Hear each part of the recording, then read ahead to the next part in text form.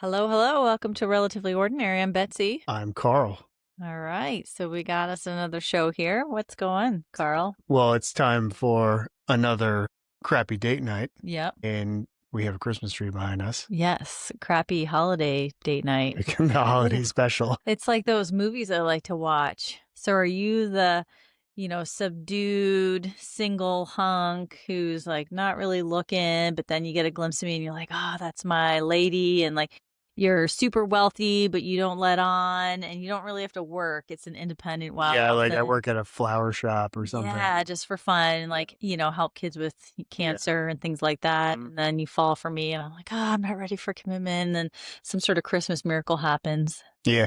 All those things are true, except I'm not subdued. I will not be subdued. Okay. All right. That's a different type of holiday flick. Okay. All right. So, yeah, what's new? How's your week going? It's pretty good. We got really down to like a week and a half of work before we jet out for the holiday. So feeling pretty good. I can't believe it's the end of the year already and Christmas and all that good stuff. But Yeah, it's yeah, kind of feeling good. exciting and nerve-wracking at the same time, Yeah. but, you know, it's fun stuff all told. All right, cool. So, do you have a little fun question for me before I get into I the topic? I do. Okay. I thought you were gonna say, "No, I'm totally unprepared." I mean, I usually just make it up on the spot, but Yeah. I actually thought about this one for like a good 5 minutes earlier today. So Okay, lay it on me. yeah. A So good 5 um, minutes. You hurt your brain a bit.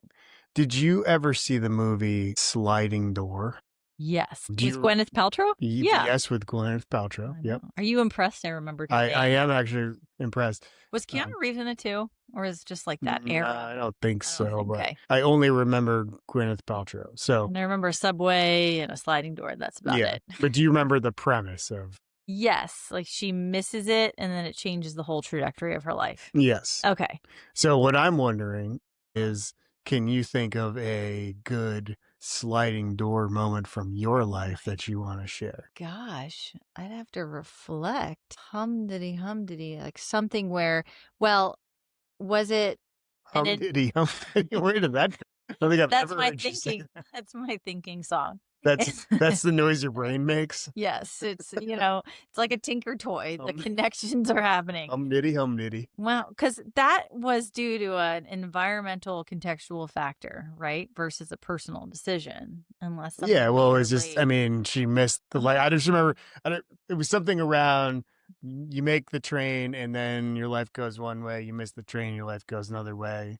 I That's mean, a, I can think of big life decisions I made that sort of led me to my current position in life. But I can't think of anything where I'm like, oh, I wonder if I had done that and life made me do this. mm. I don't know. It's hard to say. I guess I can think of something that's like a little sad potentially that did not happen. I don't know if you want me to share that. I mean, Well, there was you're bringing me down here. I mean, no, but let it rip. no, I just remember this. There's a Smoke it if you got circumstance. it. There was a circumstance in which, like, w- we narrowly missed one of our kids being seriously injured. And that would have changed. I mean, I know enough about medicine and rehab. It would have changed the trajectory of our lives for sure. So when we were walking, it was one November, huge windstorms and power outages. I remember we were out of school and I was working in the schools at the time. And, we had several missed days of school because of power outages. And the most of the windstorms were over, but it was still kind of bad weather out. And we went for a hike nearby with a group of friends. And I just remember the kids were little. Our daughter was young. She's the one who I'm in particular talking about. And we just happened to, sort of get distracted and delayed as we were walking down the path. And there was a huge crack and like a split-second reaction time when a huge tree fell right in front of our path and just splattered enough that I know and our child was within feet of it. And had there been any other circumstantial changes, that could have been her head. She Mm. could have died. She could have had a serious traumatic brain injury. There were other kids it could have happened to as well. And we all just like nearly missed. And I gave me a newfound respect for how powerful and large trees are. and that this isn't unheard of because I've actually worked with a child who got seriously injured by a fallen tree. And yeah, so not the type of thing you were thinking about, Not as fun as sliding doors. yeah. No. Well, But, I made a lot of other life decisions that led me to where I am, but I sure. felt like I had a lot of volitional control over that. Yeah. Well, I can tell And I you believe in my gut instinct when I make decisions. So, one of the major differences between mom and dad is that there's been so many times that I've almost killed the kids. I can't even remember. like that sledding incident. The sliding incident is the one that comes out. Yes. But did you have a sliding door thing? Because you had time to think about this. I was thinking about the summer of 2002. Okay.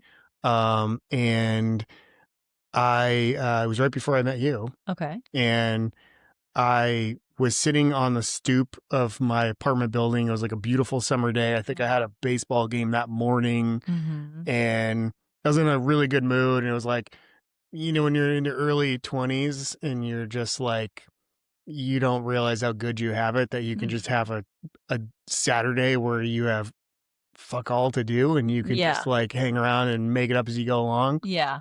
And Those are the so best. I was just hanging out, and it wasn't like a thing I particularly did often. I just was like out there with a coffee, just enjoying the sunshine. Mm-hmm. And a car pulls up across the street, and these two girls get out that I'd never seen before. They were like my neighbors across the street, and they pop open the trunk of the car and they haul out two kegs of beer. And they start to like drag them up the stairs, and I can tell like they've got like this is going to be a quite an enterprise for them to Uh-huh. get this to their apartment. Yeah. So I watch them for a little bit and then I'm like, I'm gonna go over and offer to help. Yeah. Right. Yeah. So I offer to help. You flex your muscles. Yeah. Look, Well, babes, I can help. to be honest, like I don't think I was necessarily trying to show off how strong I was. I was just trying to get invited to their party that was Yeah. obviously Drink happening some of that that night. beer. And so I helped them get the kegs up the stairs. I do remember they were on the third floor. Uh-huh. And I remember pretty much solo carrying those two kegs up the stairs while they were like, "Wow, you're so strong." I'm like, Yeah. Oh, "Yeah, yeah, they're like, massaging your yeah." ego, I'm so you did like, the work. "Okay, I know that. you better." But they did invite me to the party. They were super cool. Uh-huh. And one of the girls was on the ski team at Northeastern. Oh, And I had heard about the ski team. I'd known about the ski team. I yes. was sort of intrigued by the idea of ski racing, but Right. I'd never done it before. Yeah. And here was this like really nice, cool person who was like, "No, you can join the team. Like, if you're a decent skier, like, we'll teach you how to ski. No big deal. We have a lot of fun." Mhm. And, I was sort of developing a crush on her. And Until you met me. well, this is kind of where it all becomes interesting, right? So I do go to the party. Mhm. We hung out, we hit it off, we got along great. She's like, you know, call me up, you should join the ski team. This will be really fun. So Mhm. I didn't really talk to her again, but I, until like ski season, I texted her and I was like, hey, like, let me know what's going on. She's like, oh yeah, like we have dry land practice, next week. So dry land practice turned out to be a fun run where we Yeah. ran around to different Around the houses world. Yeah. and took jello shots like the student athletes that we were. Yes. And so it was super fun. But she ended up her mom got sick and she basically like took a couple semesters off, wasn't on the team at all. Uh-huh. So the person that like I knew who kind of dragged me into it kind of disappeared. Yep. Meanwhile, I joined the team. It was like I was kind of a disaster skiing, but I loved it, had so much fun, met like one of my best friends, met a lot of really close friends, and it really sort of like changed, a lot of things for me. Mhm. But also, like, I met you in the interim, and But not because of the ski team. no, but like this girl that I was sort of like, oh, she's cute, maybe, I'm interested, and she kind of disappeared. So it Okay. just was sort of like Oh, she all of these wasn't things. that into you. Come on. Come on. Well, What do you whether say? whether she You're was or saying whether she was or was not, I'm just saying that it was like she was your it potential was wife, number one, it was like this serendipitous thing that like I got to join the ski team and I didn't have and her this like mom got sick. potential conflict of like I like this girl, I like this girl. It was Actually, like, I can think of a sliding door moment you had. sure. The night we were okay, so just to sort of set the stage here, we had gone out on a date or two, but, sort of friend zoning, and then we had scheduled something, and you had a conflict, I guess something came up with friends and you had to miss, and so the next day I had called you to see if you wanted to go to coffee. It was Sunday evening, and you were hanging out with your buddies watching The Sopranos. And typically, when you watch The Sopranos, you toked a little bit of the Mary Jane, and you didn't want to hang out with me if you had done that, but you avoided that. Yeah, well, it wasn't even. So first of all, Which I wouldn't have minded, but that was my last straw. I was like, if he doesn't want to hang out, then I'm done. first of all, Ship sailed, moving on. the reason that I didn't hang out with you the previous time was body odor, because I went to a Red Sox Yeah. game and it was really hot, and I was like, I'm going to be in your neighborhood. We'll meet up after the game.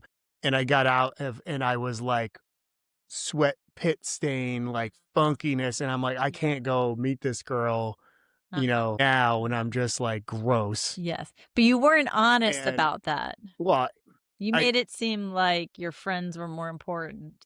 I mean, look, when you're Would you?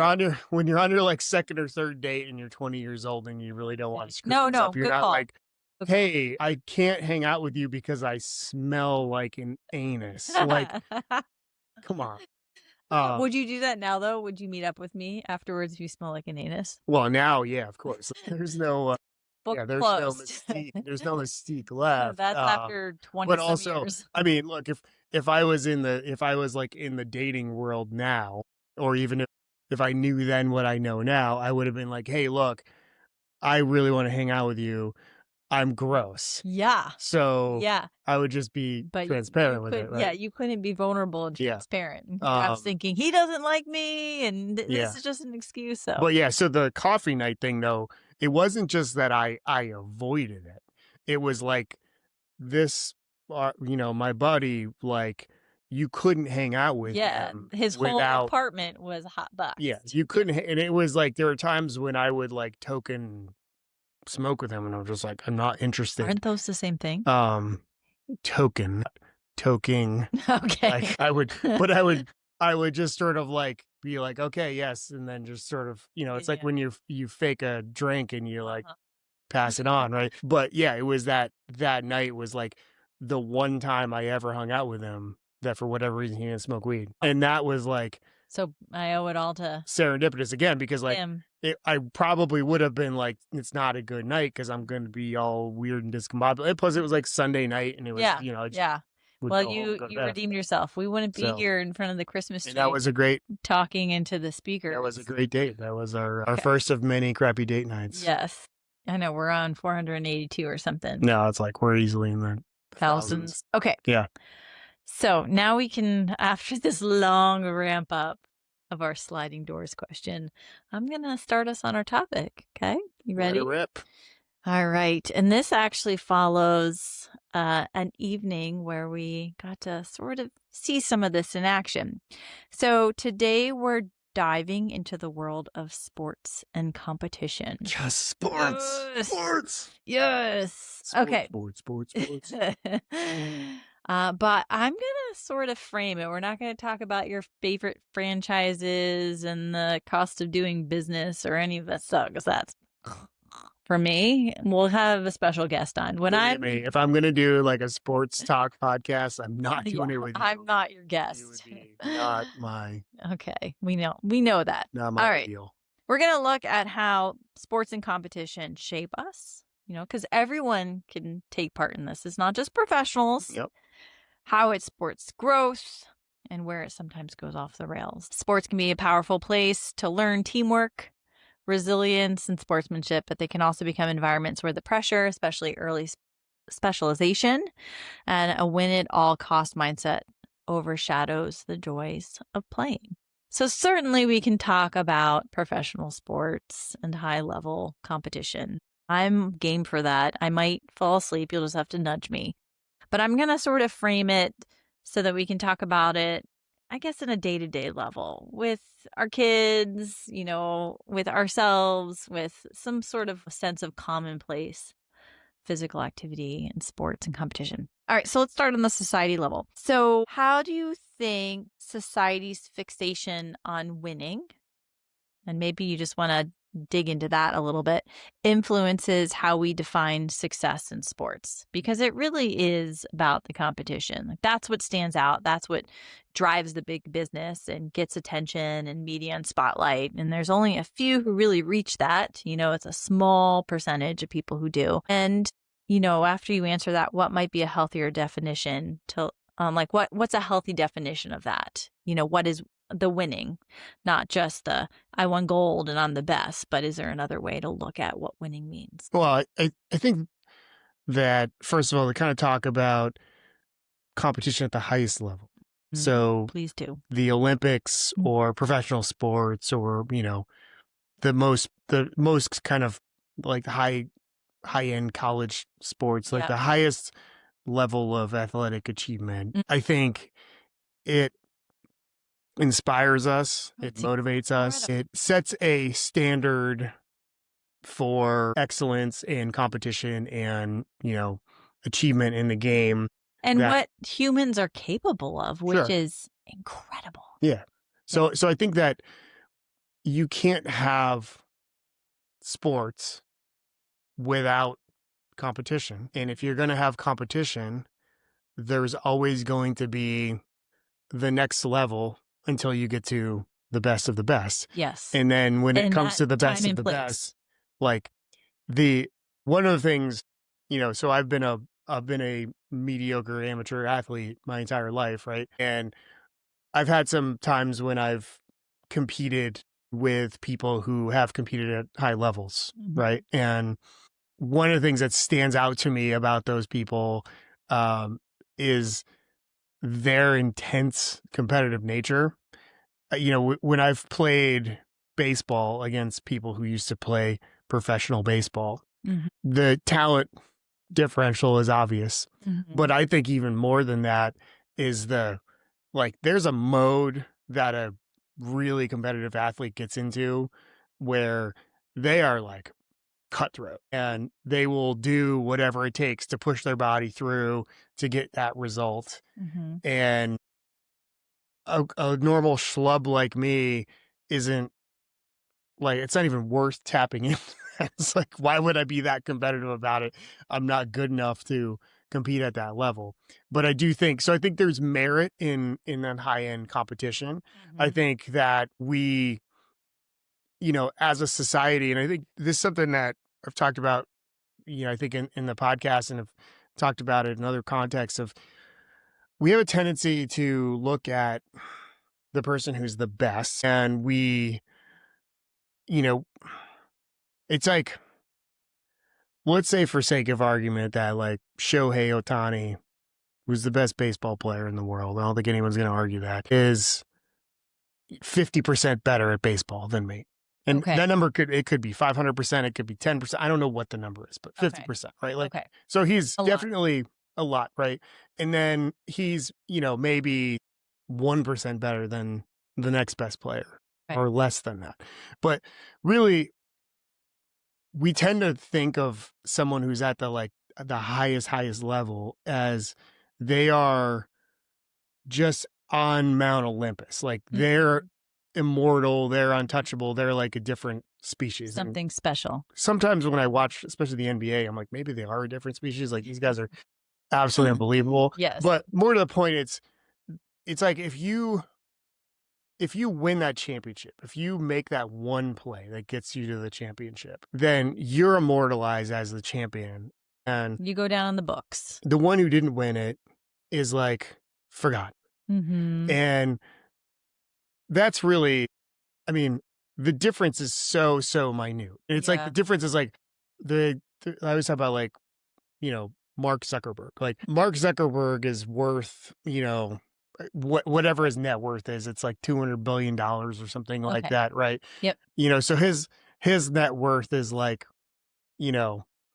insane. It's many thousands of times, more than me. Okay. And And yet, like, is his merit in the world, is his intelligence, is his talent, is that reward proportional to the difference in our abilities? Yes. So you're saying the same could be said for all professional baseball players I think compared to the the best. way that our society sort of like rewards that Yes. is it's disproportional to the Gotcha. difference between them and the median, right? Okay. So if you think of like a normal distribution, right? So Yes. say these Yes. people are many standard deviations away from the mean, right? Mhm. But But we're focused on that one. we their value in Mhm. terms of fame, celebrity, influence, money, power, whatever, is disproportional to the ability they have in that realm. So I think, Compared to the general yes, population who yes, play baseball. which I just think is a Gotcha. reflection on that sort of overvaluation on Of success and being winning. the winner, right? Gotcha. Yep. Yep. No, that's true. So what do you think a healthier definition of winning could be then? In a perfect Well, society. Or what do you think should be valued in winning? it again, it's you know, it's Or I guess to frame it differently, success, it's not not necessarily just the the winning. why you play the game, but it is the goal. Mhm. So so it should be celebrated. Right? Yeah. Victory should be celebrated. But I think most highly competitive athletes, while there isn't one among them who finished, who got the silver medal, who didn't want the gold medal. I mean, of course they all do. At Yeah. the same time, anyone who competes at that level knows what it takes to get to that level, knows what it takes, Mhm. the minute difference between winning and losing. Yes. I think they tend to actually have a much healthier relationship to winning and losing than the people who sit on their couch and watch it from afar. Yes. Right. And Yes. I Who think, don't understand the commitment, the mental and physical yeah, struggle yeah, and, all in mentality yeah. of truly being the top in your field. I'm curious, do you like on this topic of success, can you think of athletes, across the country or across the globe who achieved success but weren't necessarily number one? And what were the successes? You think about influence, right? And how you can be a really positive influence. Or maybe you were part of a team and you weren't the best player on the team, but you were such a leader or such a captain or saw the team through highs and lows. Like there's probably really good examples of that might buck the trend of success being about winning and success being other things. Yeah. I mean, there's a lot of examples of athletes who have gone on to, we think of that like Bob Uecker is a good example. So Mhm. Bob Uecker is a baseball player, and Sounds familiar. he was on the show Mr. Belvedere. He also Oh, was an announcer for the Milwaukee Brewers. He passed away not that long ago, and he was the announcer for the Brewers. He was the announcer in Major League, the movie, fun. and he was an extremely mediocre Major League player. Okay. And he made really kind of a career out of poking fun at himself for being a lousy baseball player. Well, lousy is relative, but Right. yes. It's the kind of lousy that again someone like me could only dream of, right? Like Yeah. I would Yeah. love to hit 150 in the major leagues because it means I made it to the major leagues, right? Yeah. But he had some charisma and charm and Yeah. ability And outside of ball playing. yeah, and he built a lot of relationships in the game and he was well respected by like generations of players and Yeah. really sort of transcended, his like very pedestrian major league career, and I think there's a lot of people like that. I think it was Mike Greenwell was a Red Sox player that I was a big fan of growing up when I was a kid, and he was like a born and bred like Florida redneck good old boy. Mhm. But he apparently he just passed away actually just about a month ago. Rest in peace, Gator. He was apparently, became very active in his community and, was like really, he was like a county commissioner and just, did a lot of good in his community. He was very active in politics and things like that.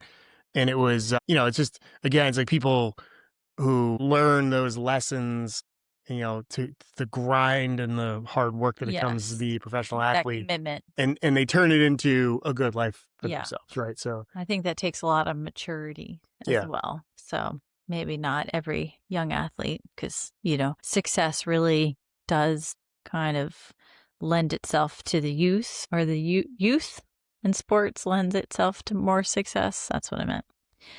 All right. So I'm going to talk a little bit about the community level. I have witnessed a trend of more specialization in our culture from a young age.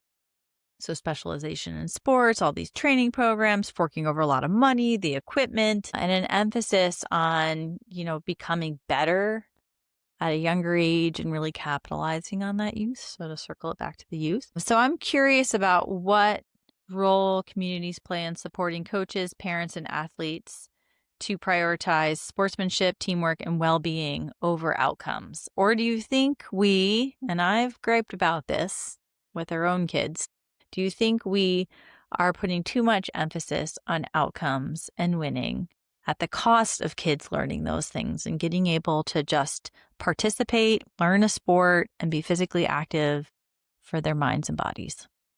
Yeah, it's an incredibly hard balance, I think. Because you've done the coaching and you also have the kids who are successful and playing a lot in some things, and are, on the other hand, sit in the bench a lot. So you kind of have the whole gamut to think Yeah. about. I think it's incredibly hard to balance. I think that the thing that bothers me the most is I don't think that there's enough pure recreational sports opportunities. And some of this is me maybe looking at my upbringing with rose-colored glasses on. But what I remember when I was a kid, until high school started to get serious. But youth sports prior to high school, there was always the town rec sports. And I played hockey, wasn't town, but I played hockey, I played basketball, I played soccer, I played baseball, played golf. And in the town rec programs, you were just playing with the kids in your grade. And some kids were really good and some kids were not as good. And then there was a travel team. And the travel team you had to try out for, and you got cut if you weren't good enough, and you played other towns. There's one team per town and you played other towns, and it got more competitive. And then if you were really good in that level, there was a district team, and then you would play, basically in like I grew up in Connecticut, so it was the Southeast Connecticut district team. And so like I played the district soccer team a couple years, and, and the levels kind of went up, but there was the level that was there for the kids who were just like, I just want to play soccer. Like, I don't need this to be Yeah. competitive, Learning and skills, learning sportsmanship, having fun. yeah. And there was, there anytime you have a wide range of abilities in a league, you're going to have challenges with, like, how do we keep the kids who are really good engaged but not have them dominate? Yeah. And my dad coached both the rec team and the travel team for soccer, and I thought he did a really good job of recognizing that, like, with the town team, the rec team, yes, we could let the kids who are good score 9 goals, but we're going to let them score 3 goals.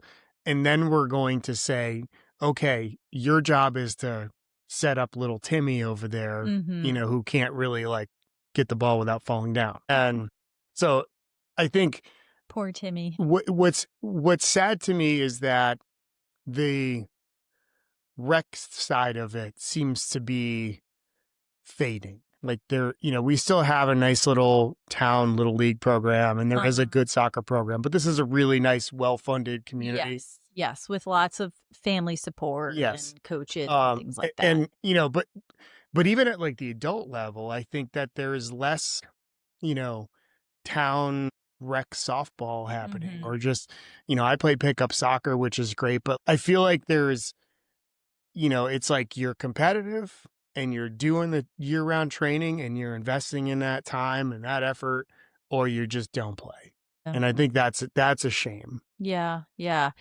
Well, and just to sort of layer on my thoughts, because I have strong feelings about this. When kids approach adolescence, their physical activity levels start to decline, and they decline steadily into adulthood unless they have something like organized sports or a hobby, a physical activity hobby they really enjoy, or maybe they have the support to continue something. But we see that recreational play and fun time curb their physical activity, and this has big consequences on their long-term health, because we know that health behaviors, including their physical activity in adolescence, is what's carried into adulthood. And, adulthood, you get busy. And so if you don't have these established behaviors and patterns, you're not going to continue. And so, you can make the conclusions that we're seeing the consequences of people who are not as physically active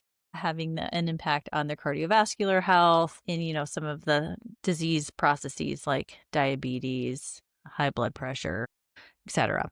So it's such an important population to tap into lots of opportunities that are inclusive and really focus on the joy of being physically active. And, it's also a time where kids are, sort of isolating themselves and siloing themselves with their friendships and peer groups. And it offers an opportunity for them to feel more confident, more comfortable in their skin, being able to create those connections out on the field. And when you're really pushing this agenda of we got to win, these are our star players, and a lot of it comes from kids who have had access, certainly genetics, but have had access from a young age to, more specific coaching, access to a lot more teams and training, specialized equipment, and it's not just the money, it's the time and energy and resources of the family and the community. And so I think it just strips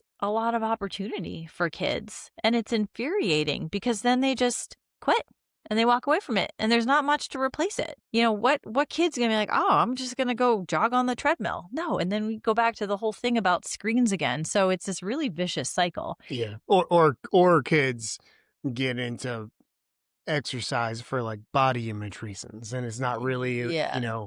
because you're just losing yourself in the joy of physical activity. Yeah. It's more with some pointed objective in mind. And I Yeah. guess there's worse habits to have than exercising, but it's the type of vanity based self-improvement exercise that's not for kids, man. We don't need to do No. that to our kids. And ask yourself this: would you be doing pickup soccer? Would you be playing baseball? Would you be doing ice hockey? Would you be taking your kids and doing all these fun activities on the weekend, downhill skiing, skating, if you had not had this foundation throughout your youth? Absolutely not. I think that, and again, it's when I think back to my childhood, and there were certainly some times that I was on teams that we had some big wins and I had some big moments in games and stuff like that, but I think is just as much about playing backyard football or like roller hockey with my buddies, or we had one winter that the Lions Club pond froze solid all winter and we played pond hockey like every weekend. We were out playing as much as we could until we literally were breaking through the ice in the spring. And, those are great memories. And that's, you know, there's nothing better than just enjoying the sort of freedom from stress and worry and everything Yeah. else that comes with immersing yourself in a physical activity like that. Yeah. So yeah, I think again, it's like, and it kind of goes back when you were talking about some of the structure and things, and when kids drop off from these activities. I think it's also problematic that we are so structured with sports and Yes. activities, Yes. because kids don't just go out in the yard and play anymore. I mean, they And do to a certain age, but yes. yeah, and it's just there's not enough of the you're bored, go get lost, go figure it out. And I think by presenting sports as something that needs to be so structured and Yeah. disciplined. It's like Yeah. it's not great. Well, and then it loses its weight, I guess, in the eyes of society if it's sort of a drop in and do this thing. There would maybe be less resources to having an open gym time or something that was less, like you said, less structured but more inclusive, right?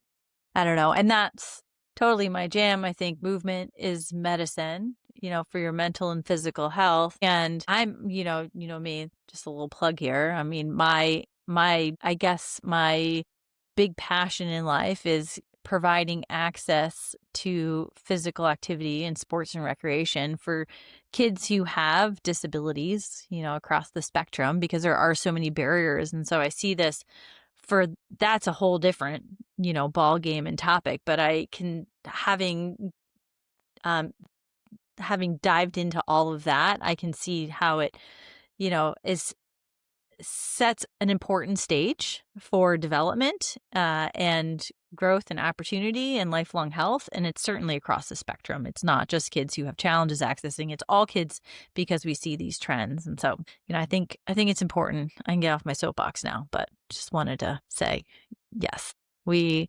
need less structured sports and maybe less emphasis on winning. And, we've had good luck with coaches for our kids and the teams where they don't necessarily make cuts and they try to include everyone, but it's still hard because you can tell that they're playing the game to win, and that often leads to limited play time, and that limited play time then emphasizes those who have potential to gain even more potential because they're exposed to it more. Does that make sense? So that's hard too. Like, if we de-emphasize what winning truly means, could we see all kids rise and then want to sustain that? Yeah. Well, I don't, thi- I don't think it's about de-emphasizing what winning means as much as it's about emphasizing that, being a part of a team, giving your all, doing your best matters. And it's okay that you may not be genetically disposed to being really good at your sport, right? This is, I think, and I'm really proud of the effort our daughter is putting into basketball. And, she's on a very large team. 18 kids on a basketball team is a Yeah. ridiculous number of kids on Yes, a that's basketball team. insane to coach. And I think she does have a good coach who seems to be doing his best to put a competitive team on the floor, but give every kid a Yes. chance to play. Yes. But her minutes are limited. There's Yeah. not a lot of minutes out there for her. And she is taking the approach of, if I'm going to get 2 minutes tonight, I'm going to go out there. I'm going to bust my ass Yeah. and make them a really good 2 minutes. Yes. And then, her teammates accept her. Yes. The coach accepts her. I think that's where it really, and again, that's a really, like, kudos to the coach for doing that. It's That's a hard. hard thing to do as a coach, but really it's that where it's like, look, if you have, because I've been on those teams where there's good players who don't want to pass the ball to the bad players, and then they pass the ball to someone else, and it clanks off their hands and goes out of bounds, and they're like, oh, Yeah. they're bitching and moaning, and like, oh, that's why we shouldn't have crappy players in the team, and it's Yeah. like, that's the wrong thing, right? I don't get that vibe. I've never gotten that vibe, that's hard. You Yeah. need to really create a cohesive, supportive Yeah. team to do that. Yeah. And that's why I just think, again, ideally there's a level for everyone Yes. so that, everyone can play, Yes. and I always say with my, adult sports, if I'm in a league where I'm one of the best players or the best player, I can go up a level. There's Yes. no reason why I should be like, Not going to be as fun. yeah, it's not as fun, right? I'm not here to dominate and, live in a fantasy world where, like, I'm a great athlete, right? But I also don't want to go play with a bunch of, former D1 players who are kicking my ass all the time. I want to find a level where A happy I can medium. contribute and, have fun and be competitive and be challenged. All right. So we've talked a little bit about this personal level, but how do the internal expectations of athletes, So we can think about our kids or parents hold about performance or success. And how does this influence motivation, stress, or enjoyment? And maybe there's many different ways to look at this because we can see parents on both ends of the spectrum. I think at least in our daughter athlete, the stress is high, the expectations are high. I think motivation's also high, and the enjoyment might be somewhere in the middle. But yeah, do you see a trend? Do you think?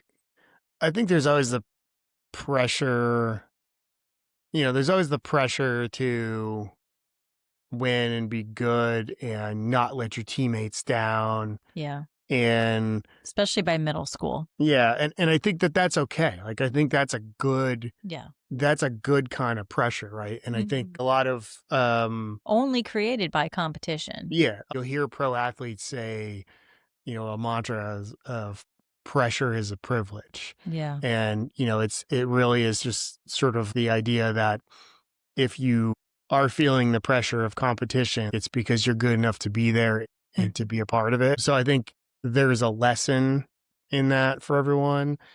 I also think that there's a dark side of that where, Yes. if you're obsessed only with winning and only with getting better, Mhm. and we've seen this a little bit again with our daughter, to keep going back to her, of just like, I want to be great, I want to be great. And it's like, Yeah. yeah, but part of being great is accepting that you're going to fail sometimes, Yeah. and failure is okay, and it's an opportunity to learn. Actually, I this came up related to teaching, but failure in athletics, especially if there's immediate feedback. So tennis player, the ball didn't make it over the net, or you got a return on your serve that just crushed you by your opponent, and that immediate feedback improves your performance right away. So the more reps and the more feedback on your failures, the better you get. Hmm. It's interesting. Yeah. Bottom line. I mean, it But makes sense. It's all about our, you know, neurological neuroplasticity, right? It's yeah. about our learning. And so you have to be exposed to this. And so you have to go through those struggles, the desirable difficulties in order to improve. Yep. Yeah. Well, and that's, again, kind of tapping into that athlete competitive mindset. There's there when baseball, right? So being a hitter in baseball, one of Mhm. my Oh, great feedback, right? absolute favorite things to do in the entire world. And every at bat has the opportunity to be microcosm of your entire life, in terms of you step up to the plate and you're like, I got this, I'm going to rip this guy. And then you guess curveball and he throws fastball and you miss by, you know, 18 inches. And you're like, oh my God, I don't know if I can do this. This sucks. I suck. I can't do this. And you take a deep breath and you try to get it back. But Mhm. it's when you're able to tap into that mode of, there's nobody here to help me. Yeah. There's no miracles happening here. It is just me. And I have to dig deep and make this happen. Yeah. And I'm not going to let that guy 60 feet away from me beat me. Yeah. Yeah. And, you do your best Mhm. and you fail. They talk about baseball's a game of failure, like Yes. 400 hitter, which is Yes. you That's fail 6 out of 10 times, right? Yeah, you So, wouldn't want that as your, grade in class, but for sure. Yeah. baseball average, it's I mean, pretty where good. where can you fail, So much. you you And can still be fail hugely 7 out of 10 successful. times and go to the Hall of Fame. Yeah. Uh, Yeah. No, it's true. It's true. And you sort of get inoculated to the failures, I guess. yeah. And then every at bat's unique, right? Yeah. Because and that's true for any sport. I think every moment is unique, but you're bringing in your toolbox of Yeah. tools to see how you can perform. Well, our son plays golf, right? And that's like the most frustrating sport in the world. And, and I've seen him grow in this way. And, I've tried to call, I should not be coaching anyone in golf. I'm a mediocre golfer at best. And I Mhm. don't really have any training in the game myself. I play a little bit, but, the one thing I've tried to coach him on is just, you hit a good shot, you hit a bad shot, doesn't matter.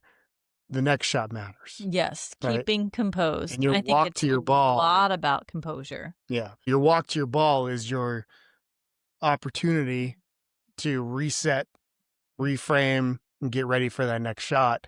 and just clear your mind and focus on the challenge that is immediately in front of you right now. I wonder if golf has helped him harness sort of that meditative, low stress quality. Yeah, Yeah. I think It's so. like, "Oh, all that matters is the next shot." Yep. Yep. No, that "Oh, one went in I the gotta woods, but I gotta, you know, I'll drop another one. That's fine. 300 average in this class. There's always next Yep. class." No biggie. So, yeah, I think there's athletes who put a lot of pressure on themselves. I think it starts at a young age for some too. And that's maybe, something that could drive them to problems, health problems, which we won't get into beyond the topic. But what about parents? What do you think about parents? You get to know the parent. I think for the most part, the parents I talk to are like, yeah, it's fun. This is great. Whatever, who are not, okay, I expect this and that and scholarship. But Yeah. I know those parents exist. Do you think that's becoming less so? Do you think that's out there? I think I don't. Well, yeah, I think that parents who are over invested in Mhm. their child on a sports team or their kid's sports team should either coach, referee, or go play a sport themselves. Or I maybe they did and just didn't go big. And so the Well, no, I think expectations. they need to do it now. Like, go find an adult league or go Oh, find a team to coach or whatever, yeah. because you need perspective. Like, in the coaching, the time that I coached, we have a lot of great families in our community, and it rarely had issues with parents. But I also strategically chose not to be head coaches where there would be. I was often the assistant coach who Smart. just focused on the players and didn't worry Yeah. about parents. Yeah, me Um, too. but there's always like the one or two parents who can't let up on the referee or can't let Mm, up on the coach, or they're trying to coach kids, their own kid or other people's kids on little the field. sideline. It's just like I get it. Like I get into it. I watched the Mhm. kids game. I was watching Can be stressful. the seventh grade game before our daughter played in the eighth grade game. And I don't know a single kid on either team, but I'm just into it because Getting amped up. I'm rooting for them out there. But the refs are just two dudes in the community who are probably making $20 being out there. Leave them alone. I think sometimes the level of intensity is over the top, and it's absurd, and I just get a life. But I think it's a small number of people who bring it to that level, and most everyone else is pretty chill. And I think it's like when it comes to the high level of competition, like it's a little bit of it's like the frog in the boiling pot. You don't really notice how, everyone's getting a little bit amped up, Mhm. and they're all kind of encouraging each other, and you don't really necessarily notice, wow, I'm screaming and it's like U14 soccer. Yeah. Maybe I need to dial it back. Yes. But This is over the top. yeah. So perhaps I don't need to chew anyone out right now. Just need to chill on this Yeah. Sunday afternoon. Yeah. Yeah. But it's as long as I have no problem with people who get excited and fired up, as long as you understand at the end of the day, this doesn't matter. These are kids. The coaches are volunteers. The they're not volunteers, but they're like volunteers. Yeah. And we're all gonna be okay. Yeah. Yes. Just have fun. Yeah. All right. So, with all of that, what are you still chewing on? Well, to take it back, we didn't get around to this, but one of the things that's really bothering me at the big picture professional sports level, and it kind of goes back to your question about the emphasis on Success. winning, Yeah. is sports gambling, the prevalence with the FanDuels and the BetMGM and DraftKings and all that. And I'm not anti-sports betting. I think it's a fun and interesting way to engage with the game, but there was a very high profile case with the pitcher from the Cleveland Indians, Mm-hmm. who or Cleveland Guardians, excuse me, who two pitchers actually who were colluding with bettors Yeah. and tanking specific pitches so that these people could win bets. It impacted the game. And well, it didn't really impact. I mean, maybe, but like, Well, they were, that you know of. what, but this is what the thing is like the bets have gotten to the point where you can place a $25,000 bet that the first pitch the pitcher throws is a ball. I mean, it's sick. So if the pitcher so comes into the game and he's got a wide. 3-run lead, and he's going to make $75,000 because he throws a pitch 6 inches outside. Who Why cares? wouldn't he do that? He can miss the first pitch, and yes, it makes it harder. These are big league hitters. It makes it harder to win the at bat if you throw a first pitch ball. But it's sort of inconsequential to the point where it's like, why do you allow people to bet on that stuff? Yeah. That's just this is way, way, way over the top of somebody wants to say, I think the Broncos are going to win the Super Bowl. No way, the Eagles are going to win the Super Bowl. Well, like two buddies place a bet in the bar, you lose, you buy your buddy, a round of golf or beers or whatever. Fine, right? That's fun. It's a fun way to engage if you're doing bro dude stuff. Mhm. But Well, you're talking about gambling addicts.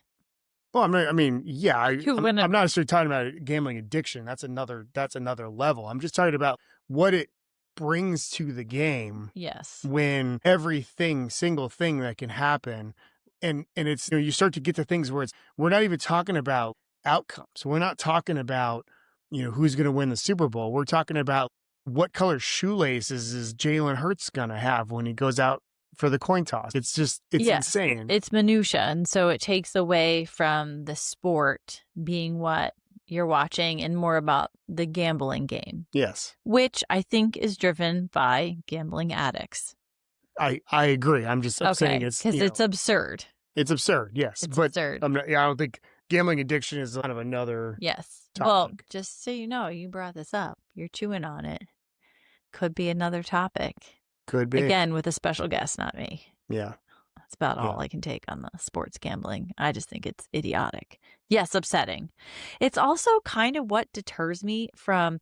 I love watching Olympics, and there are certain professional sports I'll watch, but generally speaking, I get turned off of the whole, especially because it's so male dominated and all the money thrown at it. Kind of pisses me off. It's like, okay, the best of the best, and it's all these macho sports that I don't really understand most of the rules about. Football, baseball, basketball, and all these macho dudes making millions of bucks, and I don't know. It's sort of, and then you layer on this gambling thing. I'm like, Yeah, well, I mean, this is kind of what WTF. this is kind of what I'm talking about the sort of disproportionate emphasis on it, where it's like it is interesting, but I mean, I always say Shohei Ohtani signed a $700 million contract. He's an amazing athlete. Is Shohei Ohtani 700 times better than me? Let's just say Shohei Ohtani is 700 times better baseball player. He's not 700 times better than me. Okay. Maybe he's 100 times better than me. Okay. But if he's worth 700 million, then I should get paid 1 million to play baseball. Well, think about it. And I don't. I pay to play baseball. Oh, no. Yeah. Dang. So it's totally Dang, disproportionate. very disproportionate. Totally disproportionate. And, meanwhile, I see these videos of amazing this woman who is like an incredible CrossFit, gymnast, etc., who did a handstand while riding an escalator. She should get $700 million or whatever you just said. I mean, this day and age, she might. She might. Yeah, she actually might. Start a TikTok and maybe. Yes, because she's half dressed. Yeah. Beautiful. So, Lordy. Yeah. Yeah, well, it wasn't on TikTok, but it was one of those things. Yes. So the whole thing it irks me because it does detract from we'll have the sport. We'll have a whole Betsy That's pet my peeve chewing. episode. That's my chewing on. I get my moment for chewing on. Yeah. All right. That's going to be our holiday special. Is the Betsy pet peeve? Oh my gosh, it's so long. The list is like thousands long. Yeah. Okay, so I mean, we could do that on the 12th day of Christmas. Okay, so what is what feels relatively ordinary? The realm of competition in sport and the pursuit of glory and greatness is kind of a at least a Western civilization pursuit. The ancient Greeks and Romans did this stuff. I mean, that's where the Olympics comes from. That's where some of our sports come from. The history. Yeah, and so there is this idea of, gladiators in the arena and the fascination with them or participating for that glory that is kind of human and part of our culture. And again, I think it's interesting, and it's probably always going to be part of our culture, but it, it needs to be put in its place. It's not everything. I like, you often talk about the pendulum swinging. If we think about the sports betting and all the money thrown at these incredible athletes for very popularized sports in our country, I'm hoping there is a little shift the other way. I don't know. Maybe. I don't know. That's a runaway train, perhaps. You're like, yeah, right. Wishful thinking. Yeah. Nothing's going to swing that pendulum back. Oh, I just like to But see what about archery? Yeah. Bowling. Bowling's great. What about axe throwing? Axe throwing. Is that an Olympic sport yet? Yeah. Probably is. I think we need Hacky sacking. We need more. We need more recreational participation in sports. I just think we need more like company softball leagues and neighborhood bowling teams and stuff like that. I think pick up field hockey. It builds community. It gets people outdoors and being active, and I tell you, enjoying the participation. I go beyond what my max heart rate should be for my age only when I play competitive sports. Yeah.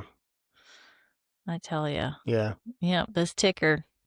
I mean, I said this to you too recently. It's like when I'm out, doing my sports, like I don't feel my age, and I don't feel how much I have deteriorated until the next morning as an athlete. Well, no, it's like, you're like, I'm a star. Yeah, it's like, your body gets feeling good, and you're caught in the moment of it. And then, I think it was when I was watching one of the high school boys soccer games, and I was like, oh my God, I forgot I could ever be that fast. Yeah. But work smarter, not harder. Yeah, no, there's still, high school soccer players are sort of like all, hustle and not really like the game hasn't come to them yet. But, I just see the physicality. I'm like, God, I forgot that I could ever do that. Oh, I see the two Portland boys teams play, the two Portland high schools, and the energy they waste doing some of the things they do. Yes. What? Yes. Why are you doing a backflip? Imagine Why having... did you do a backflip? Yeah. Yeah. Oh God, the energy they put into a goal celebration would be like my exercise for the day. I'm like, Jesus, guys. Thinking? Yeah. What are you thinking? Yeah. Although you have to be honest, you do feel your age the next morning. Because that's usually when I feel like I got hit by a Mack truck. Yeah. Well, yeah, it's soccer. It's like it takes about 4 hours, and I'm like, oh my God, I can't move. Yeah, you're a waste on those mornings. Yeah. I lost him. He's not going to do any chores for me. Yep. All right, this is good. Now I know your opinions on the matter. You do. Yeah. Yep. Thanks for joining me in this combo. Yeah, good one. Another good crappy date night. Yeah, great crappy date night. And so, if anyone has any feedback, questions, comments, send them our way. Karl, list the socials and contact. Relatively_ordinary on Instagram, and relativelyordinary@gmail.com if you want to email us. Thanks. Good. I'm glad someone's memorized it. All right. Thanks, everyone. Have a good night.